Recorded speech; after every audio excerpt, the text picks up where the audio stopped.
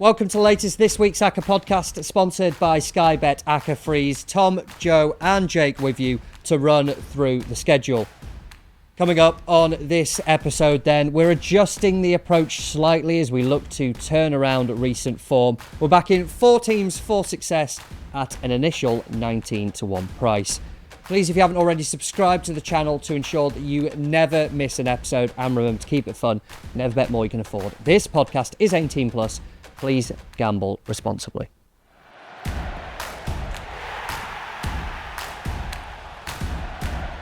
Last week, I suppose like many episodes this season, was pointless. Affected by the weather, 2 of them went down. We then quickly on Friday put together a new one that went out, 2 of 3 there. Real Betis, what the hell are they doing losing to bottom of the table in La Liga? So that screwed over what was a 9-1 treble. I don't know where to go from here. How do you feel about the fact that last week we did an entire podcast episode, which was about half an hour in length, and then you and I chatted about teams that we thought might win, whose matches wouldn't get called off for the weather, and you recorded a 3-minute video in here with someone filming on their phone. Yep, George, yep. TikToks. In 3 minutes, and it got pretty much the same number of views. Yeah, that's a lesson, isn't it? Yeah. This is a waste of time. And judging by the comments, I probably presume people agree.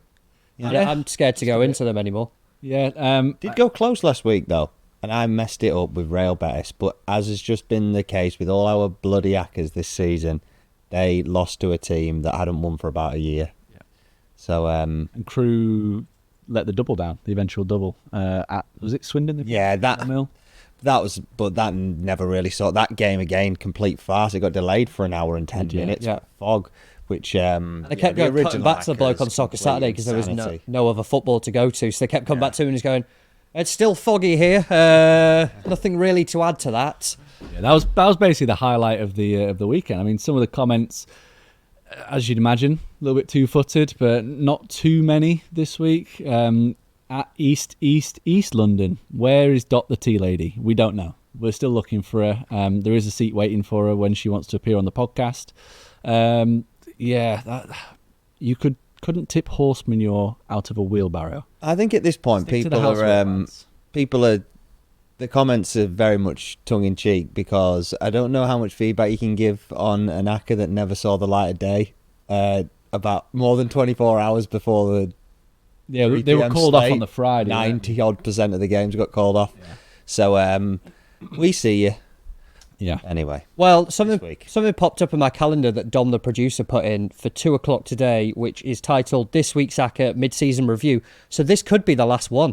Yeah. This could be the last one, which is delightfly good news for everyone. Fingers crossed for some of you. As we get on. So if this is the last one, let's try and go out with a winner and a bang or whatever. I've taken a different approach this week, because football's largely about superstition, isn't it? You know, you think of the main ones. Felix Maga's cheese comes to mind. Sean Dyche. Rubbing quark into your leg. Yeah. Sean Dyche. Remember when he changed from his suit to his tracksuits last year and kept Everton in the Premier League? So I've gone this week and not even looked at the slate going into it. I'm just going to go into it. Going in blind. On just Usually not. Yeah. We've seen enough football up to this point. It's the 16th of January just to go, yeah, they're probably good. They're bad. Go gut feeling. I don't know if it's a sensible approach, but it can't be any worse than what we've been trying. We'll soon find out, won't we? The record is... Do you want to go first? 2 lost 28 for the Acca. So, yeah, I can't remember the last time it won. So, yeah, you kick us off. You just look at the slate and tell us what you got. It was back-to-back winners. It was back-to-back. Let me scramble through. Yeah. I was a joke. Tom going first does not. I'll go first. I'll go first. And just so I can scroll down the list. We've got 3 in the Premier League. We've got a number in the Championship, League 1 and League 2 as well, which is where I'll start. AFC Wimbledon to beat Tranmere 7-10. Get it in. No more comments required. Have not won away in quite a while, I'm going to say. And when someone else talks, I'll just go and double check the things that I'm saying. But Wimbledon, while they haven't been as good at home as probably I'd have predicted, they haven't played as many games at home because obviously they had their pitch issues and they're playing catch up a little bit there. This is more on Tranmere's issues though, struggling just on the whole, but particularly on the road. AFC Wimbledon, nice price, and one I imagine that will be a popular Acca selection this week. Yeah, I can add some of those stats if you want. So Tranmere away. Hunch, yeah, your hunch is correct. Oh, I've just look at all those L's. L's. Get in. 8 defeats in 12 in total. 8 goals scored, 8 points, which, yeah, a lot of 8s there. But Tranmere are the worst travelling team in League Two. They are the worst on the expected goals data as well, you'll be pleased to know. They lose the XG battle by an average of 1.1 per game, which is pretty staggering, really. Wimbledon, one of the better home teams, won 7 of 12 at home, 4th best based on expected goals. So 7 to 10 looks a little bit big to me, and I thought it should be close to maybe a 1 to 2 mark. Yeah, I don't have this, but I'm not going to oppose it. I hope all 4 are just done this way. Yeah, the last week I opposed them because they were playing Cheltenham, who were doing really well against the bigger teams. Wimbledon had dropped off a bit at home, but it's given the opponent. They lost 5-0 or 5-1 at Walsall the last game. Yeah. They were really So it takes care of itself. This one, I would have thought it'd be more around 1 to 2. Yeah, just quickly scrambling on results against top 7 teams. They did draw 0-0 at Port Vale, Tranmere, but that was the 17th of August. 5-1 at Walsall, as mentioned there. 3-1 away at Crewe. 3-1 at Doncaster. Put Chesterfield in there 3-0 for good measure as well in terms of away games at top 10 sides. well done, Mr. Gut. Should we Get just? it in. Is that the first one then? The first pick then of this week's Acca, Sky Bet League 2, AFC Wimbledon for a home win over Tranmere.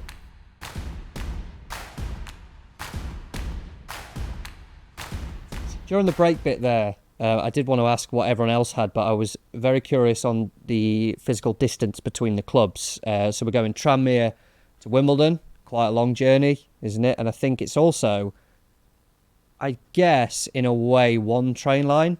Would you just get Liverpool to London? That feels like it's a direct train line. And I want to ask... Or do you have to go Liverpool into Manchester, out to London? I don't know. But Question. I've never been from the Liverpool to London on the train. And also, just so that we don't get any complaints from Tranmere fans, Tranmere is in Birkenhead, so you'd have to go Where? Birkenhead, yes, Liverpool. we're not saying it's yet. Yeah, we're not saying it's Liverpool. My mate Joe Where I was born, by the way. put it into the chat, into our chat this morning, and I wanted to get your thoughts on this. He saw it on Reddit. Which UK train route do you think could theoretically have the most football fans travelling on the same journey? That's a question I wanted to ask. At the same journey, theoretically, which journey would have the most football fans on it at once? Two of us have instantly gone cross-country, because that goes from like Newcastle all the way down to Exeter. Obviously depends on the fixture list, but that's your best hunch. But then the Manchester to London line's been thrown in there as well. East Coast Main Line for me. You stop a lot there, East Coast Main Line. But then the only thing with the East Coast is Leeds. I do this a lot. Leeds, Wakefield, Doncaster, Grantham, Peterborough, Stevenage, London. So you need the fixture list to fall right. Yeah. You think how many... They've obviously got to get it's like one journey they've got to get off. You can't just go through the place. You've got to be able to get Think off. how many clubs are close by, though, to... There's a reason why they sponsored Lincoln, LNER. Yeah, true. So you think of how many clubs are close by to those stations, then I reckon you get a lot. You get a lot of people getting the train up to Darlington to go to Middlesbrough to watch them there. So I reckon East Coast Main Line. How many times have you ever got the train to London and there's loads of football fans on? So I reckon you get tons on there every week. Thoughts? I did suggest maybe Northern, but that's a big operator. Because depending on they stop at a lot of towns, don't they? Yeah, a lot of good towns, shout but there. it's the same journey. So we one journey. Yeah. I don't really know my trains all that well, to be honest. I'm more of a driver, so I don't know any of the lines, any of the train lines. Really taking the enthusiasm out. Yeah. It's a thrilling conversation, I'll give you that. But I'd agree with what Joe's saying. He's got the list up here of some of the potential places it could stop, and that looks like it could be. Oh my God, how many stations are there on the East Coast Main Line? This has blown my mind. Oh, there's loads. There's loads.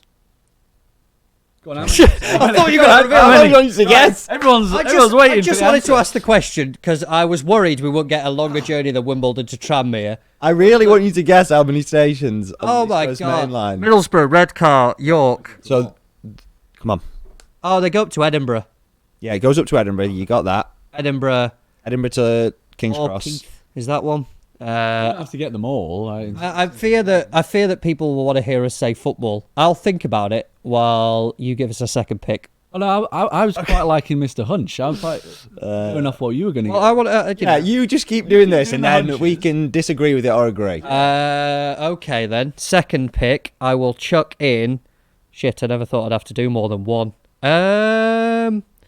What about Sheffield United to beat Norwich, 23-20? Price for a league for a promotion hopeful at home.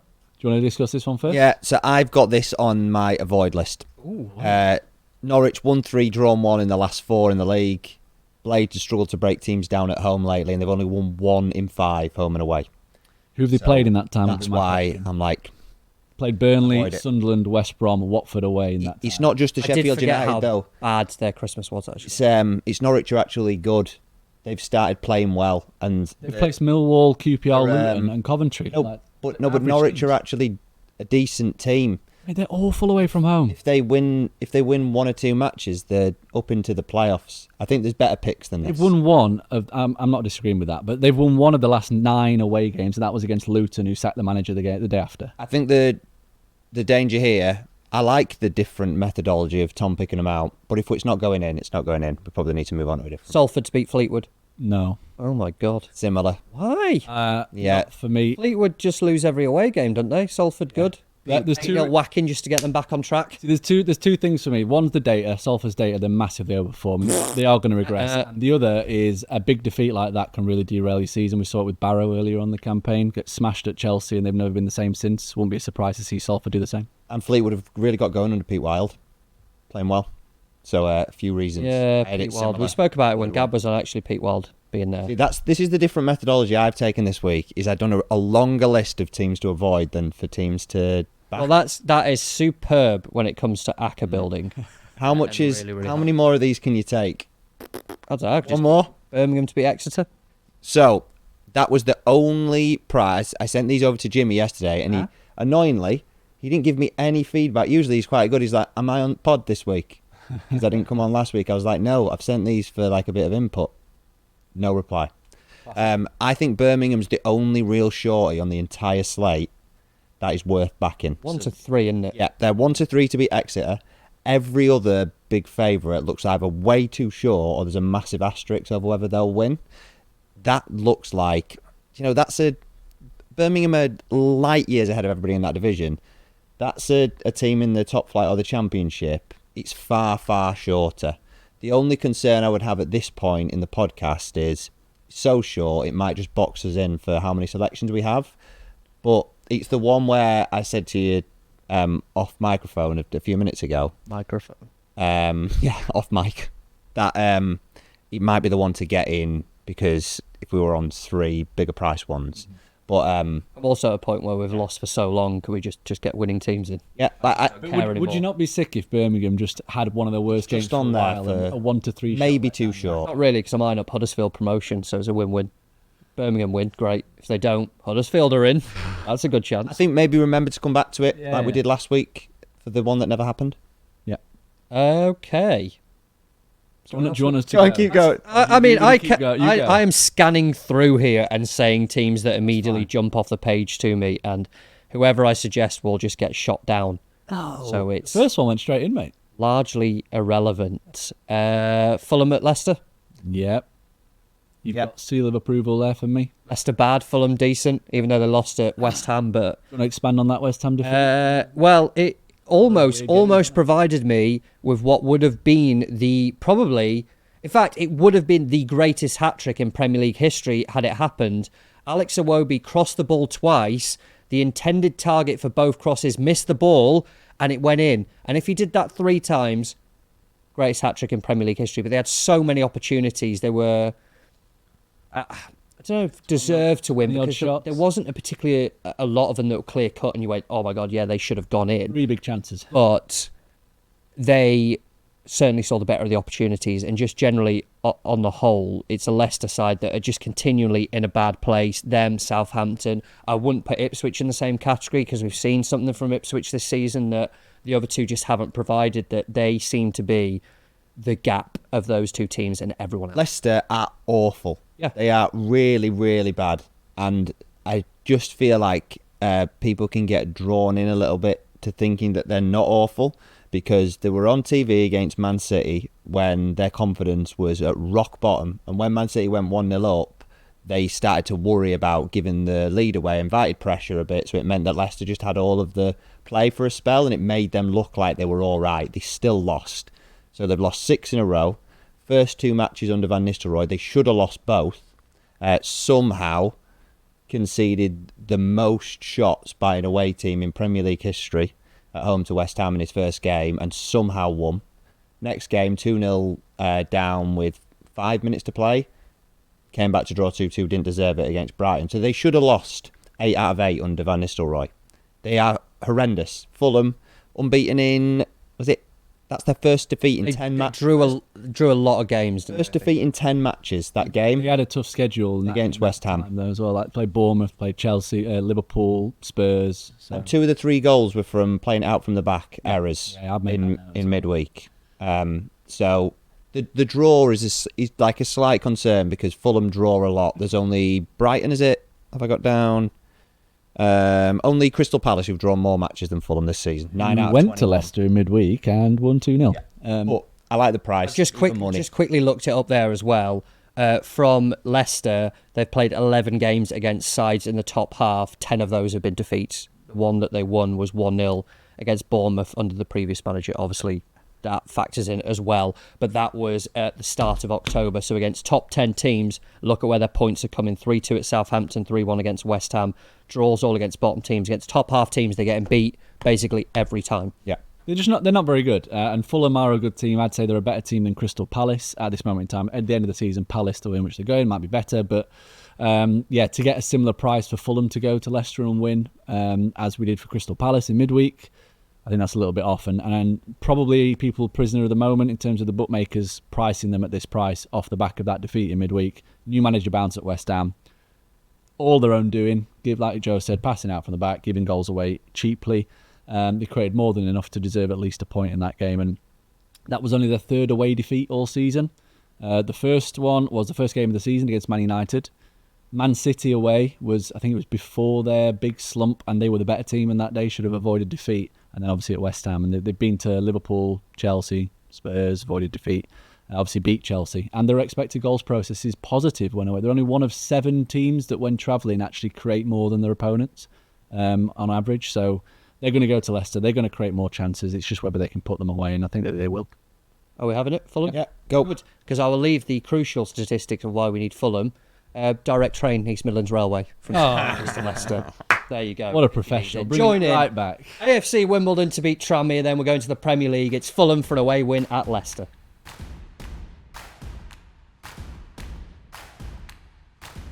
Double is at 23-10 currently. Does anyone else want to have a go? Nope. We're quite happy to be the sounding board. We fire teams out. Notts County 5-4 away at Accrington. Notts County now having long-term players return from injury. Yep. Jody Jones being a significant one, wasn't it, recently? But was it Walsall? They have lost recently, Notts County, but then they were basically winning every game around that. And I think in terms of winning runs, particularly over Christmas and from there on, it must be around 4 or 5 wins in the last 6. Off the top of my head, Walsall feels like the only game that they have lost recently. Accrington, who I think their last home game must have been the win at Grimsby, because I was eyeing up Grimsby to win that game. But in terms of the quality of the two sides, Notts County, with players now returning, feels to me like at 5-4 in a few weeks, couple of months' time, if Notts County continue to be where we expect them to be, they're going to go to games like this, and you're talking 4-5, 4-6, depending at kickoff. It is a price that jumps out to me. 5-4, I thought we'd be more odds-on territory for Notts County away at Accrington. Only thing here is Notts County, when they had players return, they started to get a bit more consistent this season. I've avoided it because they sold Danny Crowley this week, and I'd prefer to just see how they adapt to that, because they've been pretty untrustworthy apart from this last month.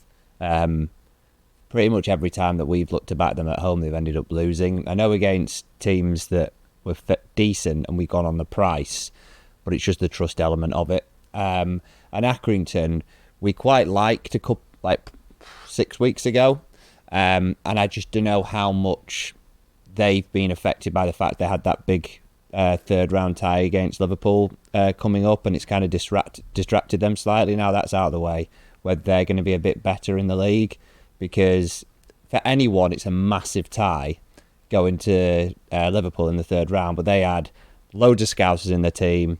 They've got the whole Accrington Stanley, who are you? It's a whole tap in the sign. Yeah, who are they? What a day! Yeah, What it's an like experience this is. it's a huge thing, wasn't it? So I think it's probably one safer to leave for me. You must have had Barnsley down to beat Bristol Rovers.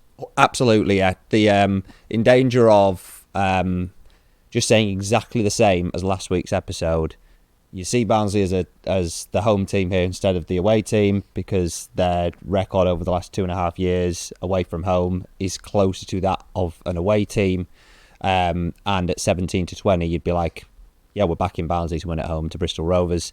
Bristol Rovers are simply just a poor team. So they're 20th in the table, ranked 17th at home. They're 22nd in the XG table, so according to performance. 3 defeats and a win for Inigo Calderon since he's taken over, but the win was against Cambridge, who are as bad or if not worse than Bristol Rovers. So for me, it's just a really simple selection. 4 straight wins for Barnsley. First time they've done that this season. I don't think it's a massively complicated selection. Barnsley's game postponed last week is an extra bonus, because after a busy Christmas period, to have that nice little window to get your players back fresh, I would be shocked if Barnsley don't win this match. It feels very much like Calderon's nicey football is going to come up against your brute force. It's basically, you got a Bart Simpson's t-shirt on. Yep. It strikes me as Nelson just bullying Martin to take his lunch money sort of thing. You know, oh, look at us, let's invert the fullbacks. Let's this, and Barnes go, there's a goal. Yeah. Deal with that. Yep, I also have this down. More than happy for this to go in. Barnsley's away record is pretty sensational. They've got a win percentage of 52% over the last 3 seasons, which is staggering, really, away from a 130 of 58. This season, 4th best away team on expected goals, as well as having the 2nd best points per game away in the division. And as Joe said, Rovers are really poor. Their only points have come against teams in a relegation battle in the last 7 matches. They've lost 6 of those. So, 17-20 looks large. I think it should be probably, I don't know, how do you think? Maybe 8-13, something like that, for a team pushing for an automatic spot against a relegation struggler. So, yeah, I'm on board with this. I think whenever Barnsley play away and they're dangled at this kind of price, we're always interested, aren't we? Happy then with that one? Third pick then of this week's Acca, joining AFC Wimbledon to beat Tranmere and Fulham for an away win at Leicester. It's another away team, and it comes from League One. It's Barnsley to beat Bristol Rovers, and the treble is now above 5-1.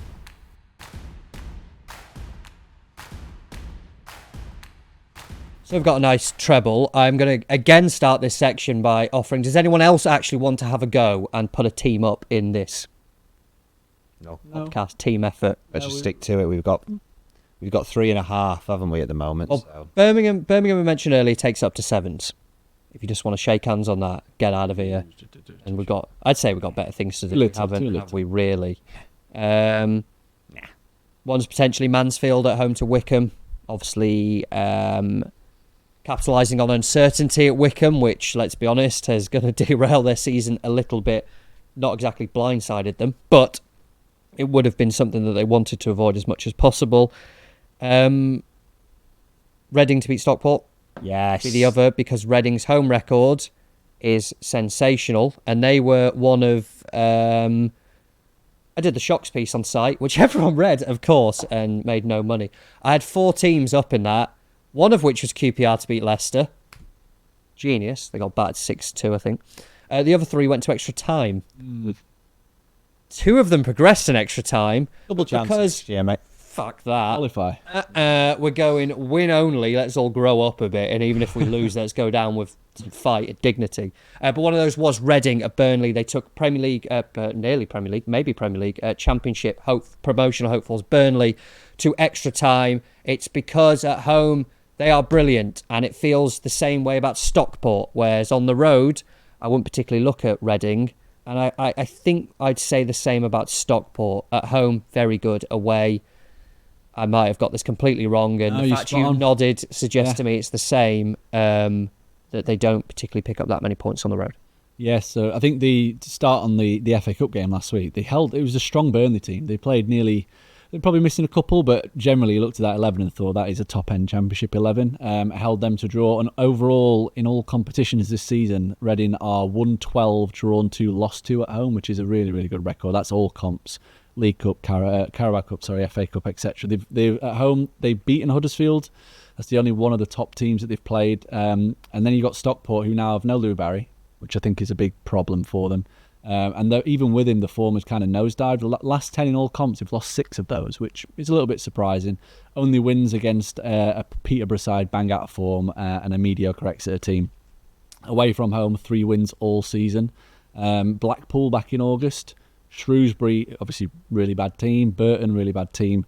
4 defeats in the last 6 at home, away from home as well. Lincoln, Birmingham, Stevenage, Huddersfield, all sides that are very good at home as well. So I've looked at the price and just thought, what we're missing, because it looks massive.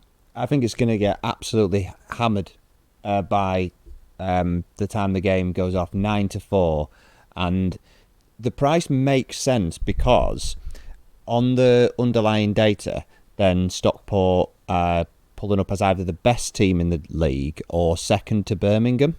So when they're setting the prices early in the week, the traders, then that's where they're getting it from, that Stockport are a really strong team. But Stockport are rubbish away, Reading are brilliant at home, Stockport were already playing rubbish, and then they've lost Louis Barry and they've gone worse. So this price is it's the standout price on Saturday, full stop, I think, of anything in the 1x2. Like regardless of whether it's going in an Acca or not, it's a phenomenal bet. I think we've got it then, haven't we? Just the 19-1, right? A big old Acca. Yes, you one of the biggest ones we've got. Potentially, it's definitely going to be up there, isn't it? You did a 30. Was it 33s? Yeah, it looked like I was going to win at one point. That was exciting the other week. Didn't. And I just will plug this really quickly, and I'm only going to say in 10 seconds, I'll be putting Swindon to beat Barrow in as well, because Barrow, I have tipped on site 50-1 to be relegated because they're the worst team in the league since September. Swindon have turned it around under Ian Holloway since he got rid of the Ghosts. Won 3 in a row at home and then drew with Crewe last week. It's a massive price that he'll take this up to about 50-1. But we stick with our fourfold. Add St. Pauli to beat Heidenheim and Holstein Kiel to beat Hoffenheim if you want 2 more from Germany. Wolfsburg last week. Wolfsburg to beat Bayern Munich if you want. Almost 2 for 2 in the Bundesliga last week, and I messed it up with a Real Better shout, so sorry about that, everyone. Well, we hope for better luck this week because our Acca is as follows, and I'm going to have to rearrange it into league order, so I'm hoping I'm going to get it right. We've got Fulham to beat Leicester in the Premier League, and then we have 2 from League One. It is Barnsley to beat Bristol Rovers. It is Reading to beat Stockport, and then in League Two, AFC Wimbledon for a home win over Tranmere. The best price on that one, around 19-1. Remember to keep it fun, never bet more you can afford, and please gamble responsibly. Head over to sportlife.com/football. Around midday on Friday, you'll be able to find the link to back that at an enhanced price. And if you haven't already, please follow and rate us. Maybe wait until see if that wins before you rate us properly on Apple Podcasts, Spotify, or your chosen podcast provider. We will be back. Outcome of this mid-season review pending next week.